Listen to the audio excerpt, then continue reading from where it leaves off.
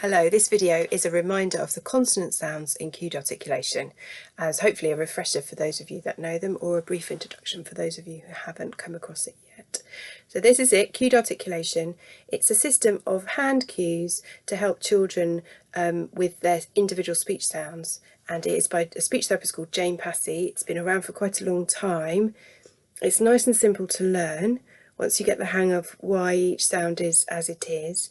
It helps children enormously with speech sound difficulties, in my experience. It helps them both when the adults cue them to help them remind them of a sound that's coming in a word. So, for example, if they are still learning to put T on the end of words, you might say boat to help cue them. But also they often learn and use it themselves to cue them in, to get everything in the right position, ready to say a word for. So it's really helpful both ways. So we're just going to go through the sounds. This book is really useful. The only thing to say is it's got photos, colour photos of all the sounds and the vowels, the consonants and the vowels. However, a lot of the gestures move, and obviously these are photos. So sometimes you have to make sure you read the description at the bottom to make sure you understand whether it's a moving one. The photo just gives you the start position. Okay, that's why we're making this video, hopefully, to show you them as well. But we are just doing consonants now. I'll do the vowels another day, I'm sure. So it helps children to see where in the mouth, so what to do with your lips, your tongue, your teeth, as you're making the sound, where to be, where to get ready. And the other thing that you don't really explain to children usually, but is a pattern in there, is that for pairs of sounds, where one is voiceless, one the vocal cords are still and not moving, and the other one the vocal cords are vibrating, everything else is exactly the same. You use one finger for voiceless and two fingers for voice. So for example, P is voiceless, nothing's happening here, P, and B is vibrating here, so you use the two fingers. If I turn the volume down, it would have looked exactly the same. My lips are doing exactly the same thing. The only difference is there. So that's why you use the fingers to signal that difference for the children. You don't usually explain it explicitly. Sometimes we do in therapy, but that's just the reason, so you know. So what I'm going to do is I'm going to go through all of the consonant sounds, and I am going to start at the front of the mouth and work my way backwards.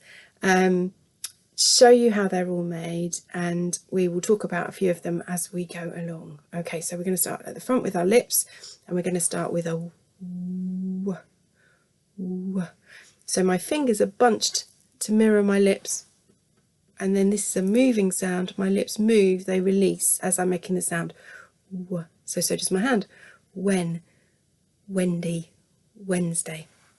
Okay, then we've got those ones I just showed you, p and b. Are just your lips opening and closing, the air building up behind, and then this shows p. The air's allowed out when you open your lips. Okay, so you've got pen and ben. Then you've got so same, lips closed, but this time it's actually a nasal sound. The air's coming out of your nose. So you make the same gesture as you would do for a b, but you move it up to your nose. Ham, Monday.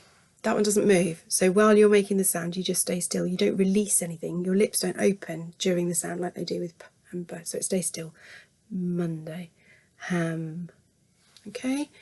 Then you've got two sounds. And it's pair. So it starts here to show that your top teeth rest lightly on your bottom lip, and that it's a sound where the airflow isn't stopped. It comes out in a smooth flow. And just a quick note, please don't overstress those ones with children. It's really easy to get children overdoing those and really fixing.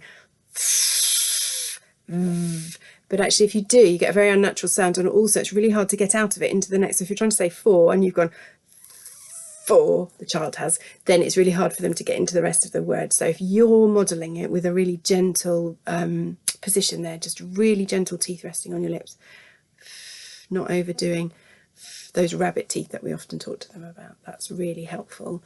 And then you've got loads of sounds where the tongue tip is just up behind your front teeth. We call it the alveolar ridge. So just up there behind your front teeth, your tongue tip goes up. So we've got probably the most obvious t and d, t, d. Then we've got s, and then we've got z, z. Try and get a bit of buzz into that one because it is a really noisy z. So you've got s, z. They're a pair, so you go 1 finger to 2 fingers. Then you've got another nasal, so you've got n, which is your tongue tip up, but it doesn't move. If you do it, your tongue doesn't go anywhere. No. So it's 2 fingers to show it's like a d, but it's gone up to your nose. So no, or when, or 13. I use it a lot with children. With 13 and 30, hearing the difference, it's really hard with those teen and T numbers.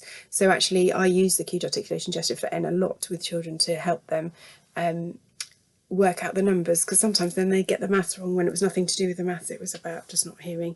So I do try and encourage teachers to use those in class, and teaching assistants as well, where that's an issue. Then you've got L, which is another tongue up behind the teeth sound. You've got 2 fingers, just that one moves, lemon, because your tongue comes down as you say it, as you release it. Lemon, like, hello. Okay, then you've got R, horrible sound. We don't like working on it. It's a late developing sound, and it's a bit of an awkward gesture. So you curl your fingers round. Red, red, ruby. Okay, then you've got a whole load of sounds sort of in the middle of the mouth. You've got sh, and it has a partner, but we don't have a letter for it. Its partner is zh, zh. The sound in measure, treasure, comes in the middle of words. But we don't, as we say, we don't have a letter for it, but we say it, it's a sound. And sometimes children do need to work on it as the partner of sh. And then we've got ch, choose, chicken, and j, judge, Jack, Joey. And then we've got y, y. So that's a moving one. Your tongue is flat and quite near the back, and then it spreads as you say it. Yeah. Okay. Yellow. Yellow is a really common one for children to find difficult. So the y and the low is tricky. So I cue that a lot. Yellow is really helpful. Yellow. And then we've got some sounds at the back where the blade of our tongue, the fat bit there, is lifting up against the palate at the back.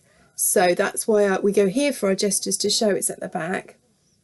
We hook our finger for one for k, because it's voiceless, k, and it moves forward. K, k, car, Casey, look. Okay, and then go is its pair. So you've gone to 2, girl, go, bag.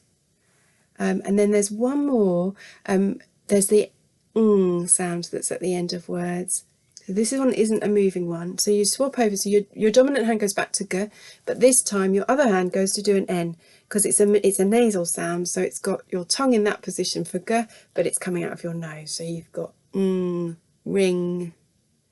Again, that can be quite helpful if children aren't hearing very well between just at the end of a word and it can be helpful to do the cues to help them with that. Then you've got which starts at the back, it's all open in your mouth, the air just comes through, so it's a whole hand letting the air forward. Hillary, high, holiday, and then they're written with one digraph. You've got th, you've got the quiet one for think, Thursday, thank you, bath, and you've also got the noisy version, 2 fingers, then, they. Okay, and that's it. That was all of the consonants in cued articulation. I hope that helps.